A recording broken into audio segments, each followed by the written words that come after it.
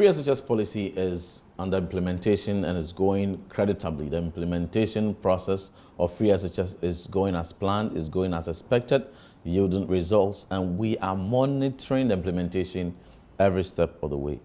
I always start out the story with my personal experience. Umaru, believe it or not, I come from one of the most beautiful remote villages in the country called Asinkruwa. I was born in that village. I grew up in that village. And at the time that I finished my basic education, there was not even access to telecommunication, there was not even electricity. I wasn't the only brilliant person from that village, though I topped my class, but there were some of my friends, cousins and colleagues who were also brilliant. But I was the only person who could transition to secondary school. Why? Because cost was a huge barrier. My parents are cocoa farmers.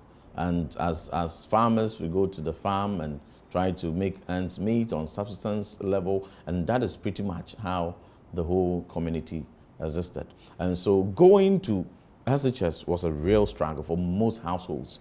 Be that as it may, in that district, I probably wasn't the only person who was able to make it to Asemansu Secondary School for my SHS as a 14-year-old boy. But the challenges of my parents having to pay my fees was real, just as it was for a lot of my other mates that I started out with. There were many times we had to be denied access to dining hall because we owed fees. And to turn to your chop box when your fees are not even, you are not able to pay your fees, it's an empty chop box to start with. So it was a real challenge. Some of us, by the grace of God, managed through, so we were able to complete. But there were many brilliant young girls and young boys who couldn't meet up with the challenge and dropped out. For this reason, data has it that prior to 2017, 400,000 children or pupils averagely were left out of transitioning to second cycle education, ostensibly because of cost as a barrier. They couldn't afford it. Not that they didn't have quality passes, not that they were not brilliant enough to transition, but simply because there was nobody to pay their fees. So a consensus was reached as a nation that the option we want in fulfilling our constitutional mandate, which dictates that particularly at the pre-tertiary level, from kindergarten up to SHS 3, every child of school-going age, irrespective of their background, whether from a privileged background or whether from a challenged background, must have access to education. And somebody has to make a policy.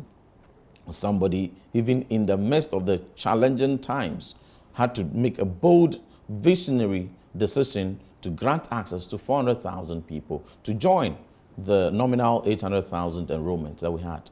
And that brought about free SHS. President Akufo-Addo will always be remembered, whether you are NDC, MPP, PNC, CPP, or apolitical. This single monumental move has gained recognition worldwide. There are many African countries that come in here to engage us, to learn from our success stories, and to be able to replicate same wherever they are.